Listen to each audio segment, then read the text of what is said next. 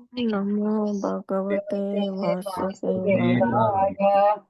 ॐ नमो भगवते वासुदेवाय। ॐ नमो भगवते वासुदेवाय। ॐ नमो भगवते वासुदेवाय।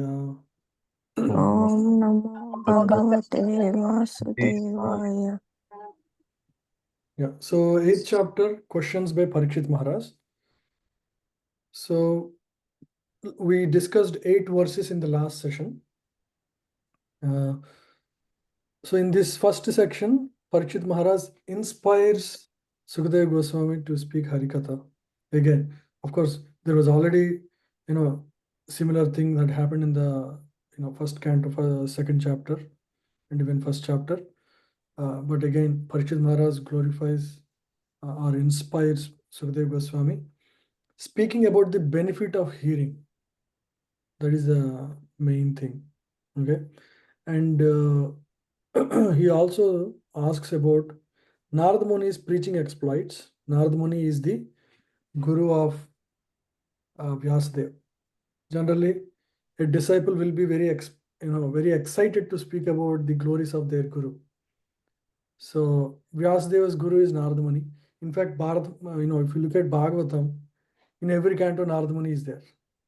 You know why? Because it is his guru, and naturally he is very inspired to speak about his guru. And yeah, he will ask for in this section Lord's auspicious, wonderful potencies, and why we do all this. Why we want to know more and more about Lord? It is so that we can remember Lord at the time of death, or even in our daily life, we can remember Lord more and more if we know more and more about Lord. So there is this, verse that says, hearing and chanting leads to remembrance. Without hearing, without chanting, one cannot remember. Shrinvata shraddhad ya nityam grinantascha svache sthitam kalena nati dhirgena bhagavan vasate hridi. Yeah, this is a beautiful verse. I want to. No. Can you see my screen? Yes. Yes.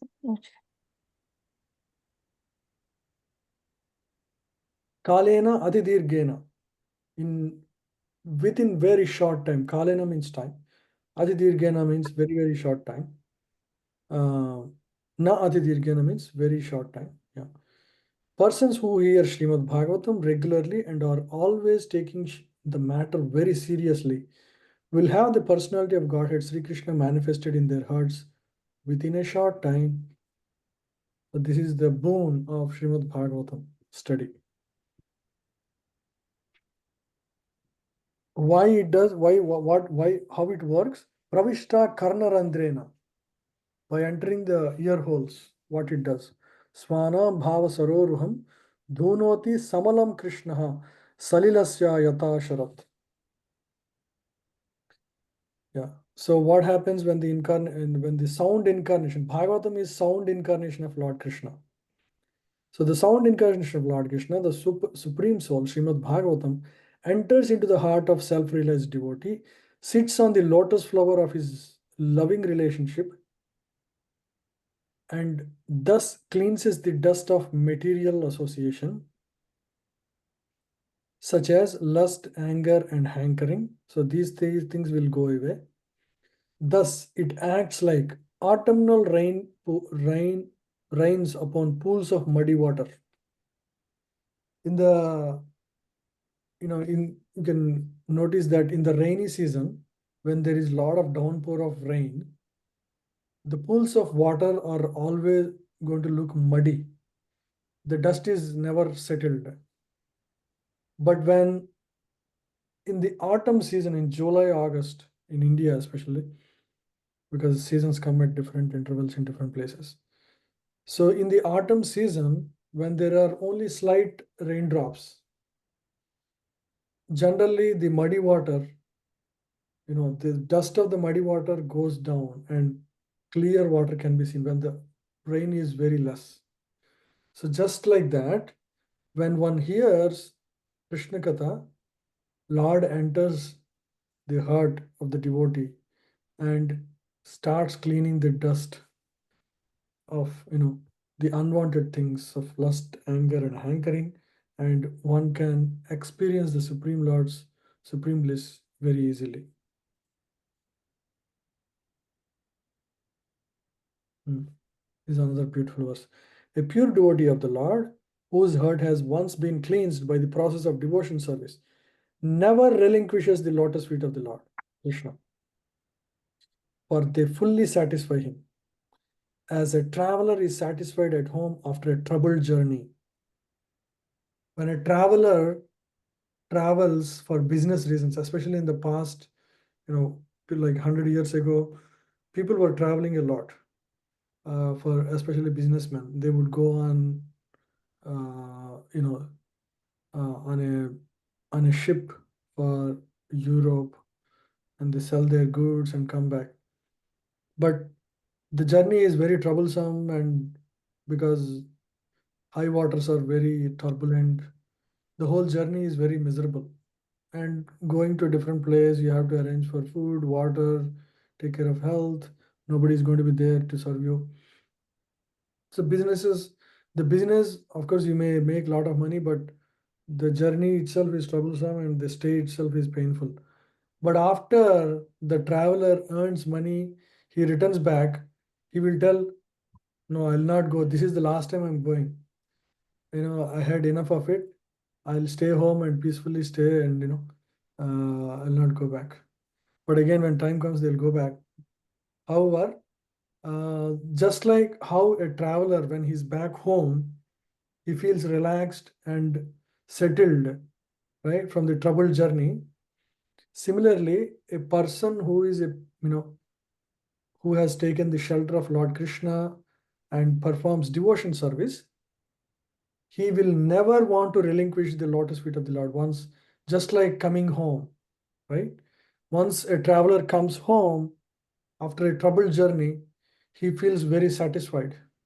So similarly, a devotee who comes to the shelter of Krishna and performs devotion service will never again relinquish the lotus feet of the Lord Krishna.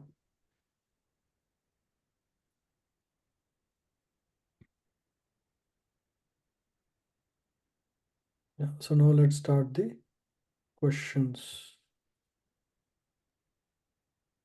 Yeah, so here, so this we discussed last week.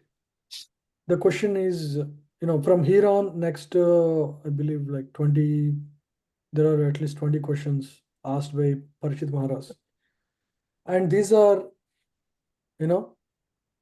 little more deeper than what questions that Arjuna asked in Bhagavad Gita. These are, general questions people ask, anybody around us will ask, exactly like this. So you will see those questions. So the first question was, O learned Brahmana, the transcendental spirit soul is different from material body. That I understand, Parīkṣit is saying. Does he acquire the body accidentally or by some cause? See, the soul is spiritual and body is material. And what is the reason that this transcendental soul got a material body, right? Is it, by chance, just like how scientists say, right, today? They say accidentally they got it, or is there a reason for it, right?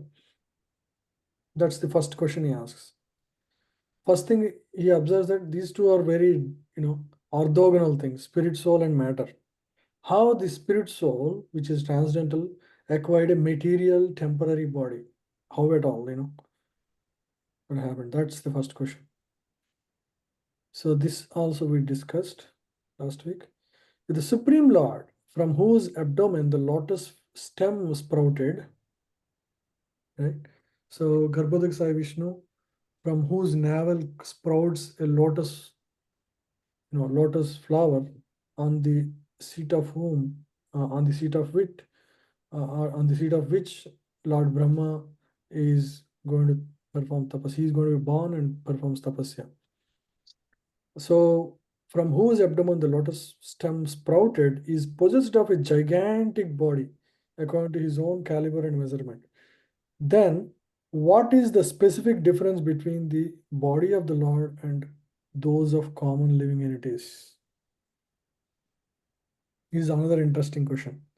So we all hear that, Lord Brahma is originated from the lotus flower that is sprouted out of the navel of the Supreme Lord in Yes.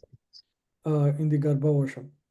So how is it that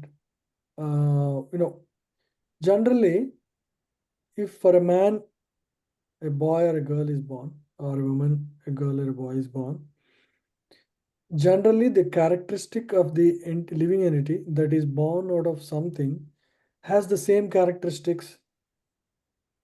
So does it mean that, okay, Lord is supreme and he's huge, and all the living entities are tiny little parts, just like Brahma. So does it mean that Brahma and Lord are of equal quality? Is the question here. So are the bodies similar? Right? So asking these questions will, of course, the Parīkṣit Maharaj actually understands the difference between the body of the Lord and the living entities, but he wanted authoritative answer from a great authority like like Sukadeva Goswami, so that the matter will be settled once for all. Yeah. So one should note how Maharaj Parīkṣit intelligently puts questions before his spiritual master for scientific understanding of the transcendental body of the Lord. It has been described in many places before this that the Lord assumed a gigantic body like that of Karanodik Sai Vishnu, from whose hair pores innumerable universes have generated. Right? For example, an elephant gets a gigantic body according to its needs, and so also an ant gets its body according to its needs. So every body is presented to a living entity according to the needs it wants to fulfill in that particular lifetime. Right? So similarly, if the personality of Godhead assumes a gigantic body to accommodate the universes of the planets of a particular universe, there is no difference in the principle of assuming or accepting a particular type of body in terms of necessity. A living being and the Lord cannot be distinguished simply by the difference in the magnitude of the body. This is the main point, right? So Lord's body is not just a gigantic material body like ours, it's not material. So the answer depends on the specific significance of the body of the Lord as distinguished from the body of the common living entity. So, of course, the answer is not here, but Lord's body is transcendental. Our living entity's body is material. How, that is explained later.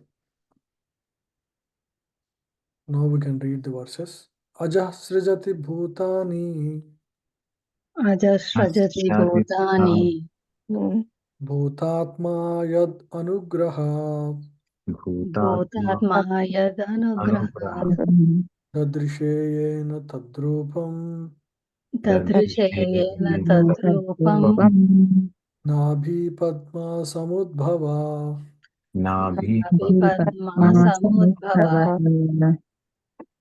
Yeah, please read the translation. Anyone? Brahma, who was not born of a material source, but of the lotus flower coming out of the navel abdomen of the Lord, is the creator of all those who are materially born. Of course, by the grace of the Lord, Brahma was able to see the form of the Lord. So he's just asserting the position of Brahma, right? Who is not born of a material. So his source is Supreme Lord. So his source is not material.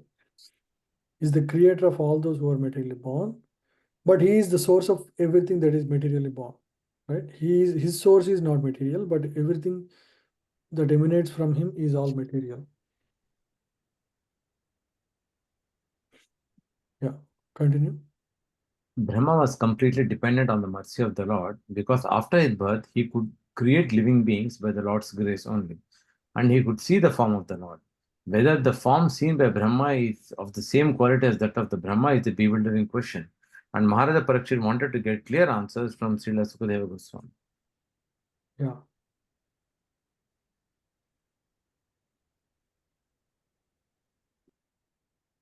Sachapi yatra purusho Sachapi yatra Yatra purusho Purusho vishwastiti udbhavapyaya Vishwasthi Udbhavapyaya Udbhavapyaya muktvatma mayam mayesha Muktvatma Mayam Mayam Mayesha sete sarva guhashaya. Shete Sarva Sarvaguhashaya. Guhashaya. Yeah. Please also explain the personality of Godhead who lies in every heart as the super soul and as the Lord of all energies, but is untouched by his external energy. So this is which Vishnu? Anybody? Garbhodaka. No, neither of them. Kshirodaksha Vishnu, correct. Yeah. Who lies in every heart as the super soul and as the Lord of all energies, but is untouched by his external energy. Is the super soul form of the Lord. So he is asking about Garbhodaka Vishnu's body, and also he want to understand about the Kshirodaksha Vishnu here. Yeah, go ahead. Undoubtedly, the form of the Lord who was seen by Brahma must be transcendental. Otherwise, how could he simply look upon the creative energy without being touched? It is understood also that the same Purusha lies in the heart of every living entity. This also requires proper explanation. Same Purusha lies in the heart of every living entity, yes. Purusha vaya vairloka Purusha Vailoka. sapala purvakalpita Sapala Sapala Purvakalpita. lokair amusya vayapva Amusya Vayava. sapalair iti sushruma Sapalair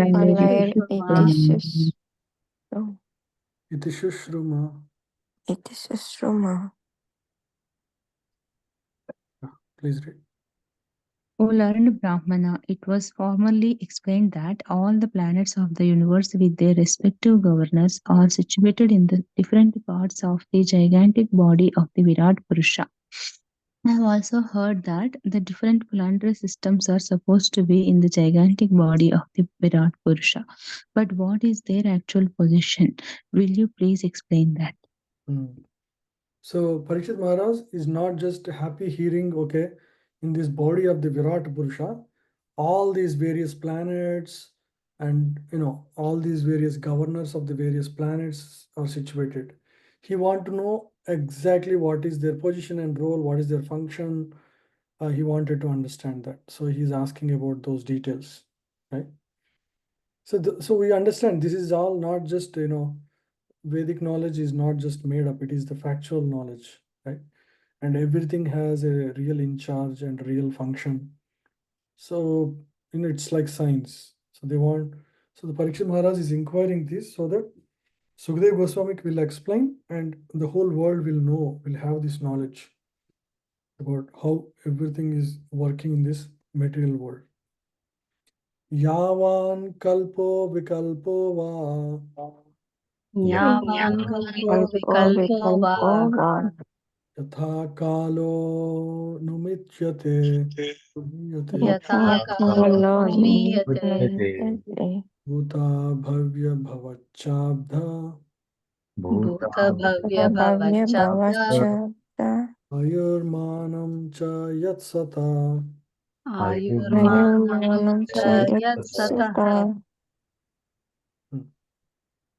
Please read. Also, please explain the duration of time between creation and annihilation and that of other subsidiary creations, as well as the nature of time indicated by the sound of past, present, and future.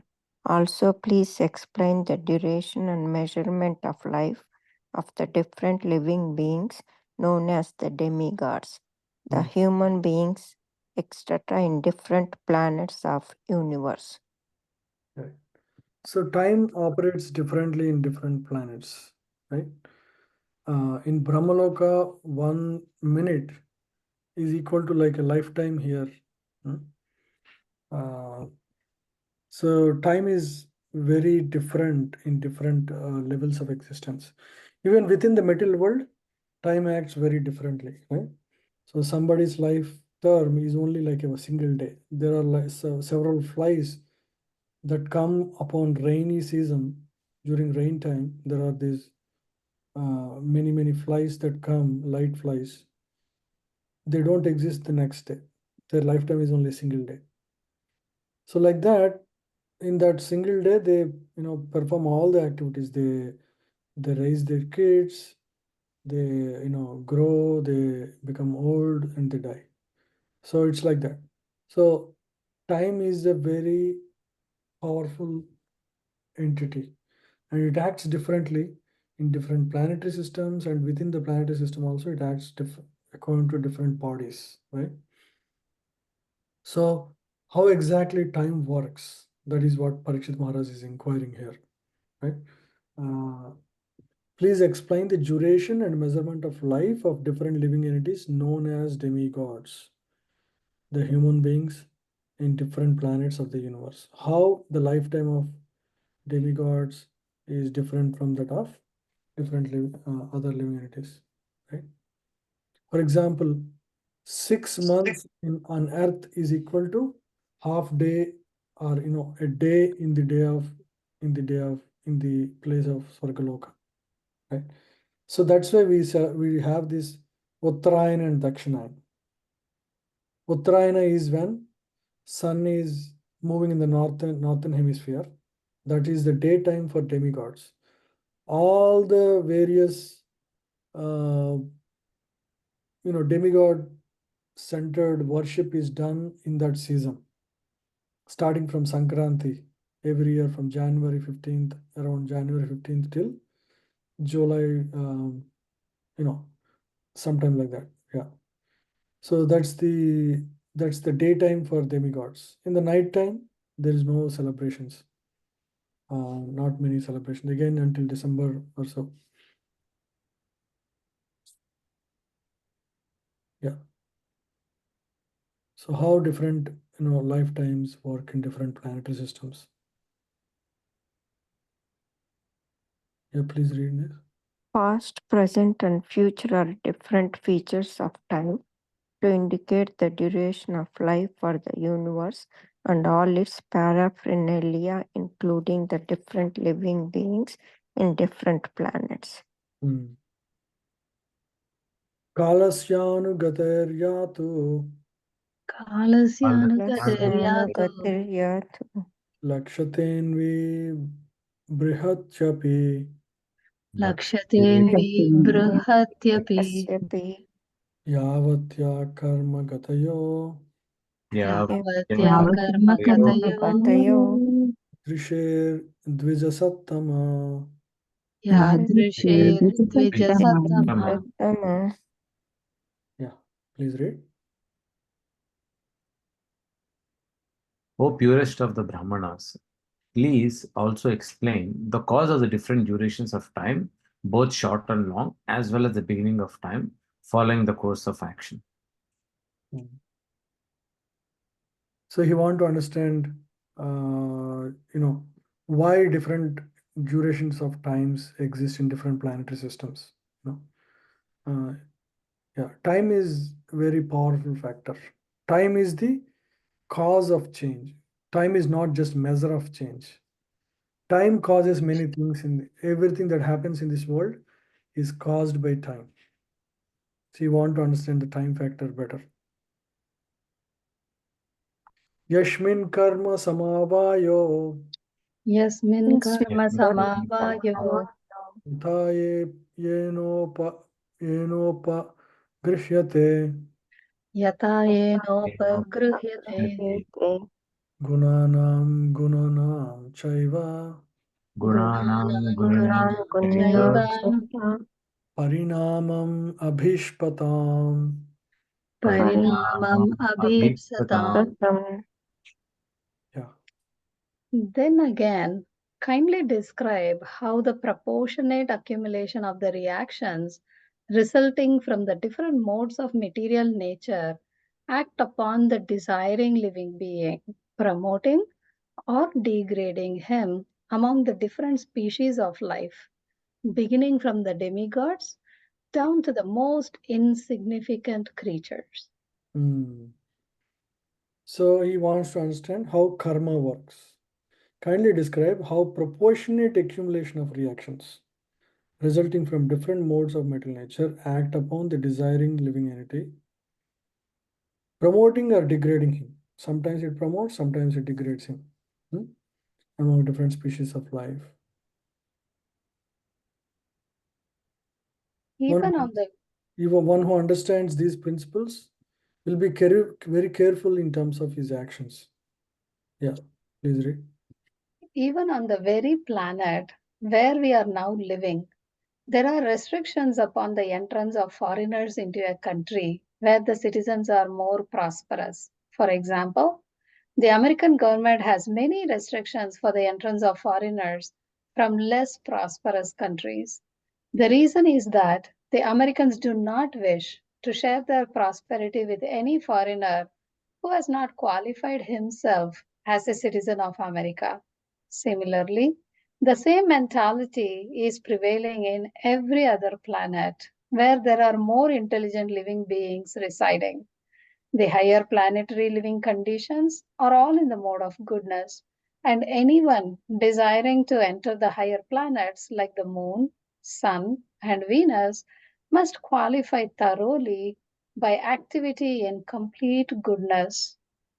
Even on this planet of our present residence, one cannot achieve a good position within the social order without being qualified with proportionate good work. One cannot forcibly sit on the chair of a high court judge without being qualified for the post. Similarly, one cannot enter into the higher planetary systems without being qualified by good works in this life. Persons addicted to the habits of passion and ignorance have no chance of entering the higher planetary systems simply by an electronic mechanism. This tells very clearly if somebody tries to go to higher planet, they will not succeed without accumulating right karma. Within this world itself, we know if anybody want to just come to US and stay here, the country doesn't permit. There is a visa process they have to go through, and they have to qualify themselves as somebody who is qualified to come here. So without appropriate karma, one will not be allowed to go to different planets. Just by building some electronic mechanism, like there is a one-way Mars rover there, a Tesla or the Elon Musk company is creating. Yeah, those are all just ideas. They'll never really work in practice. Even if they were sent, they cannot live with the current material body because the body is not going to work there. Yeah. So one should have proper appropriate karma for that. So these are all very relevant questions. Bhupatala kakubhyoma Bhupatala Vyoma grahanakshatra bhubhrutam Grahanakshatra Bhuprutam sharit samudra dvipanam Sarit Samudradvipanam sambhavas chaitad okasam. Bhavaschaitadoksharatasam. Anyone want to read? O best of the Brahmanas, please also describe how the creation of the globe throughout the universe, the four directions of the heavens, the sky, the planets, the stars, the mountains, the rivers, the seas, and the islands, as well as their different kinds of inhabitants takes place. So Brahmaji creates all these various places for various living entities. So he wanted to understand, Parīkṣit Maharaj wanted to understand how all these various places of residence are created. Right?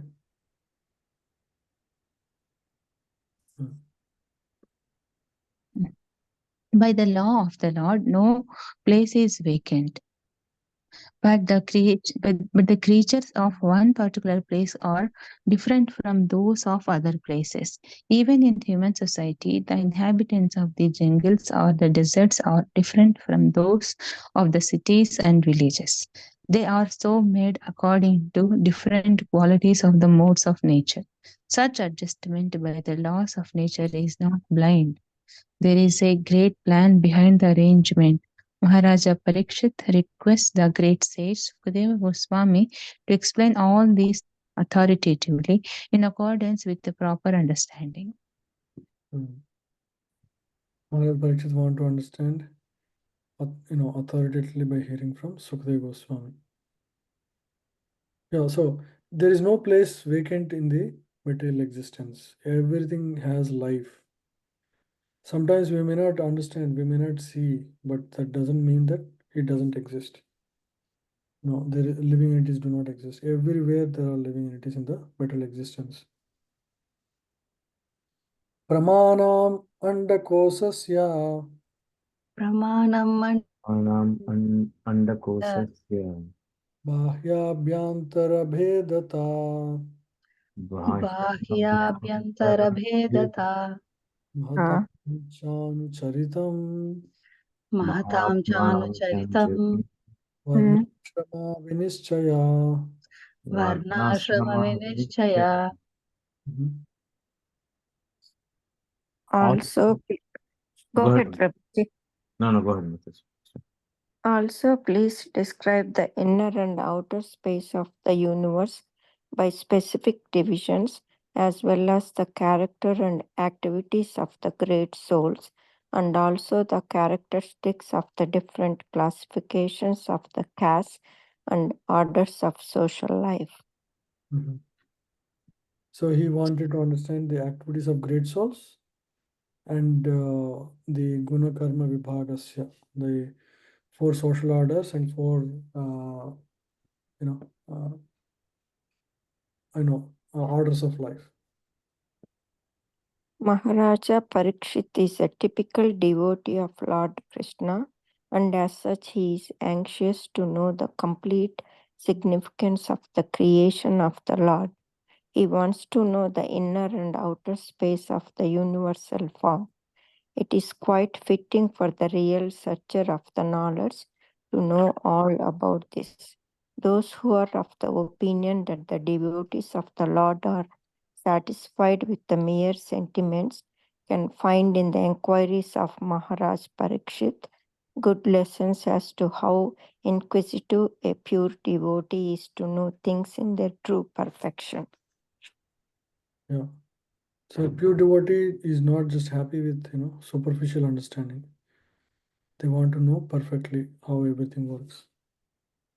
The very idea of the scientific divisions of four classes of human society and four orders of life is also inquired about here with on the basis of individual personal quality. The four divisions are exactly like the four divisions of one's personal body. The value of such scientific divisions of human society can be ascertained only in terms of the proportionate development of devotional service to the Lord. Any person employed in government service, including the president, is a part and parcel of the entire government. Everyone is a government servant, but no one is the government himself. That is the position of all living entities in the government of the Supreme Lord. There is a comparison with the real government. Any person employed in a government service, including the president, is part and parcel of the entire government. Everyone is a government servant, but no one is the government itself. That's the position of all living entities, irrespective of their position. They're all like servant. Yugani yugamanam cha Yugani Yugamanam cha dharmo yascha yuge yuge dharmo Dharmoyascha yascha yuge yuge avataranucharitam avataran charitam yadascharyatamam hare. Yadacharyatamam Hare. Yeah. Shall I read, Prabhu? Yes, Prabhu. Also, tell me about the different activities of the different incarnations of the Lord in different ages. So you can read from that first word. Okay. Maharaja Parīkṣit inquired from the great and learned sage Sukadeva Goswami about the different activities of such incarnations, so that the incarnation of the Lord might be confirmed by his activities in the authoritative scriptures. Maharaj Parīkṣit was not to be carried away by the sentiments of the common man to accept an incarnation of the Lord very cheaply. Instead, he wished to accept the incarnation of the Lord by symptoms mentioned in the Vedic literatures and confirmed by the Acharya like Sukadeva Goswami. Yeah. So he wanted to inquire about all the various incarnations of the Lord, so that nobody in the future would ever come up with ideas on who is God, and or declare some normal human being as God, because all the incarnations will be described because of this inquiry. So there is no chance for any cheating God to, unless they are called out in the scriptures like this. Okay. Yeah, please read. Can you scroll a little bit more up? Okay. Thus to hear the activities of the Lord means to associate with the Lord directly, and association with the Lord directly means purification from material contamination. Yeah, hearing is association. Association means purification. Yeah. Ninam sadharano dharma, sadharano dharma. Nranam sadharano dharma Sadharano Dharma. Savishesascha yadrisha. savishesascha Vishesascha yadrisha Yadrisha. Ninam rajashinam cha. Shreninam rajarshinam Ninam cha cha Dharma krichresu jivatam. dharma krutreshu jivatam. Jivatam. Yeah, please read.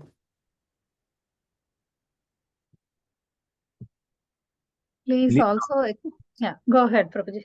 Please also explain what may generally be the common religious affiliations of human society, as well as the specific occupational duties in religion, the classification of the social orders, as well as the administrative royal orders, and the religious principles for one who may be in the distress. So explain general religious affiliation of human society. What is the common religious affiliation one should have? Rinam sadharano dharma. Sadharano dharma means that anybody should be able to practice. Yeah. So because not everything can be done by everyone, right? If something is to be called a universal religion, the practice should be that something that everybody should be able to easily do without, it should not require special intellectual ability or special ability in terms of, money. Oh, I didn't know that. Yeah, please read further. The common religion of all classes of human beings, regardless of whosoever and whatsoever one may be, is devotional service.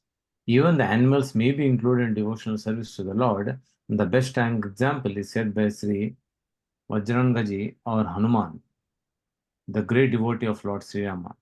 As we have already discussed, even the aborigines and the cannibals can also be engaged in the devotional service of the Lord if they happen to be under the guidance of a genuine devotee of the Lord.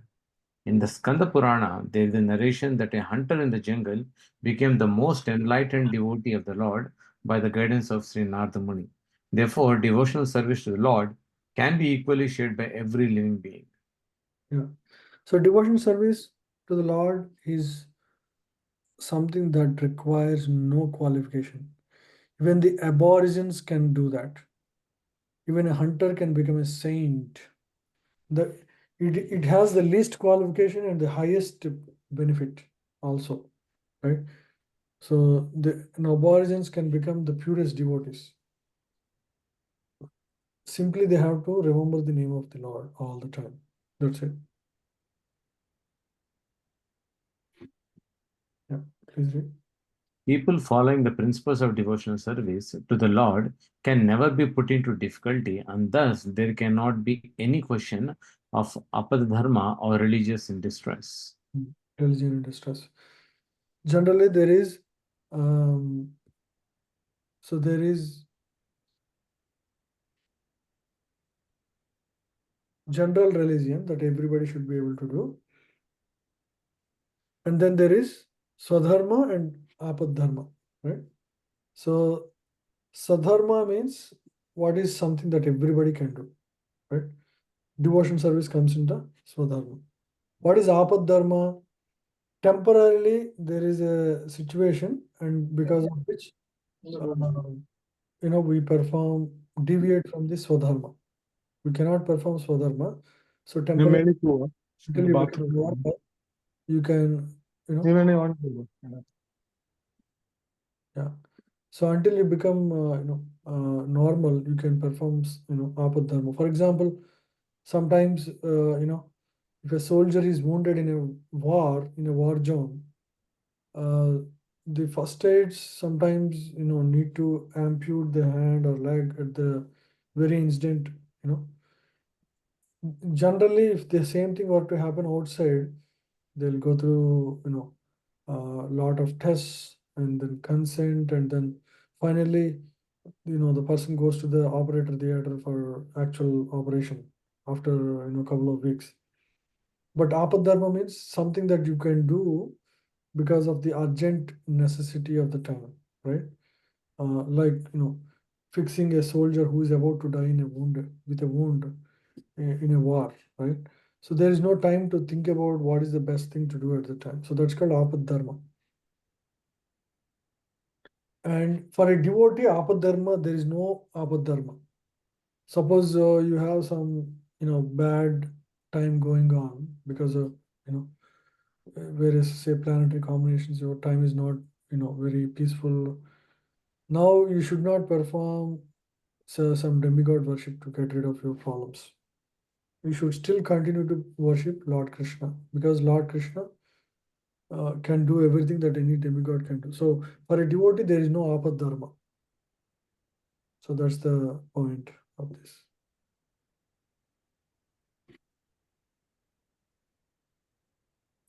And a devotee is never put into difficulty that they cannot solve easily, right? So this is the assurance, right, that Krishna gives in even Bhagavad Gita. Nabhakta pranishyate. Tattvanam parishankyanam Tatvanam Parishankyanam lakshanam hetu lakshanam Lakshanam hetu lakshanam Lakshanam purusharadhana vidhir Purusharadhana vidhir Radhana Vidyar yogasyadhyatmikasya cha. Yogasya Dhyatmikasya cha. Please read. Kindly explain all about the elementary principles of creation, the number of such elementary principles, their causes and their development, and also the process of devotional service and the method of mystic powers. Wow, he's asking everything. So he's asking about what are how elements are created, and how many such numbers, how many such principles exist, and how they cause, and what is the cause, and how they develop. So you basically want to know everything, and not leaving anything. Yeah.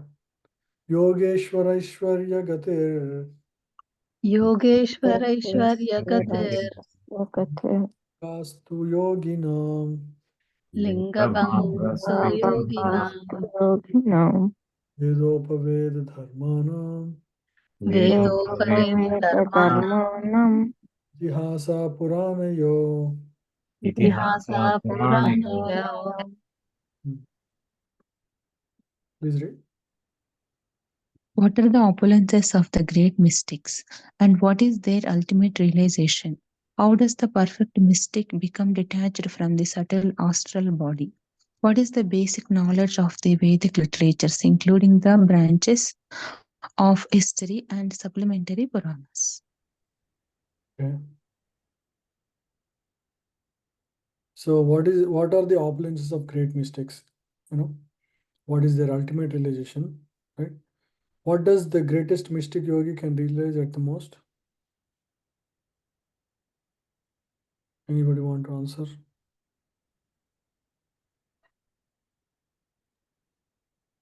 Mystic means yogi.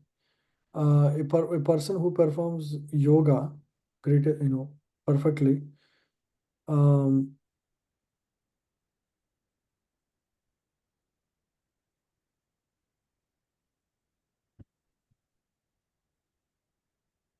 Any answers? They can at most realize Paramatma. Can you repeat the question again, Prabhu? No, what's the greatest thing a yogi can realize at most? Brahman realization, Prabhuji? Yeah, Brahman, for those who are jnanis generally. Okay. Brahman realization only makes them understand I'm not this body, I'm a spirit, I'm eternal. I'm eternal, and I'm not a material substance, right?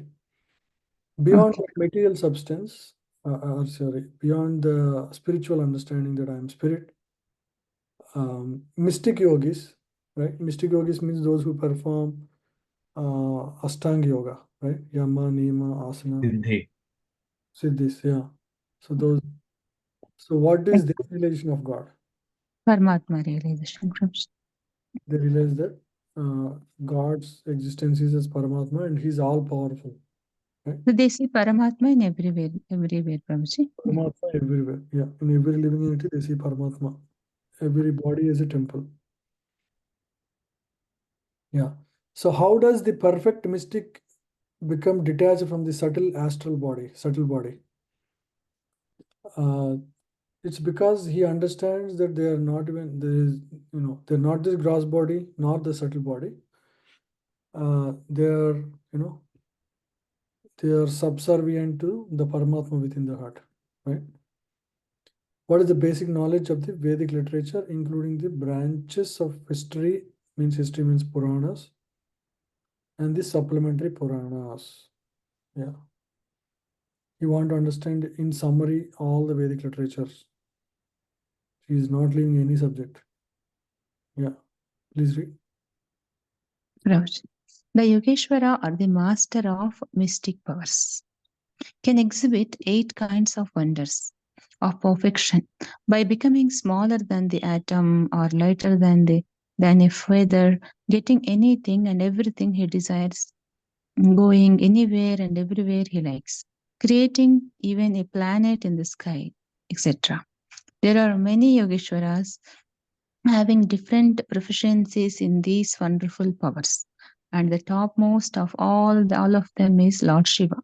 Lord Shiva is the greatest yogi, and he can perform such wonderful things far beyond the ordinary living beings.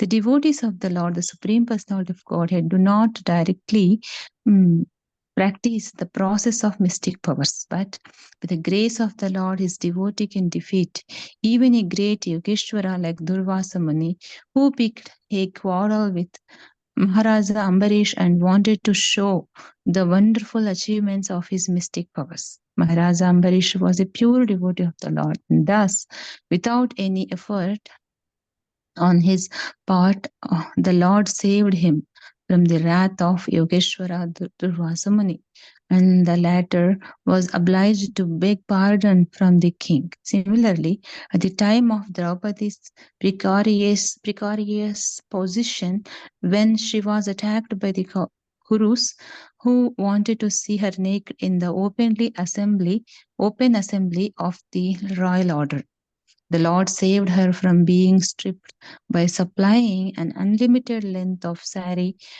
to cover her. So even the great yogis have a lot of mystics in this, a devotee is more powerful than, even though a devotee does not perform any kind of practices of siddhas, that siddhas do. Here are two examples given. One is how Durvasa Muni was defeated by Ambarish Maharaj. Secondly, Draupadi was able to defeat Dussasana, one of the Kaurava brothers, second Kaurava brothers, right? So in both examples, Lord came to the rescue of the devotee in the tough times.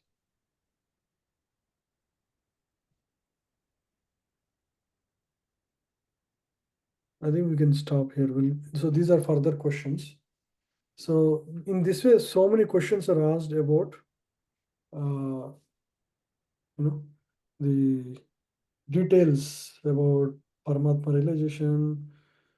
First question is, why a spirit soul got a material body? Lord has this gigantic body. Generally, everything that is born of something has the same characteristic as the source. Like, for example, we have children. Children have metal body. I have a metal body. How is it that Brahma, who comes, is the quality of body of Brahma is equivalent to that of Garbhodaksa Vishnu, and the living entities also have similar body? It's just the Lord is gigantic and we are small. So like that, he asks all the inquiries, so far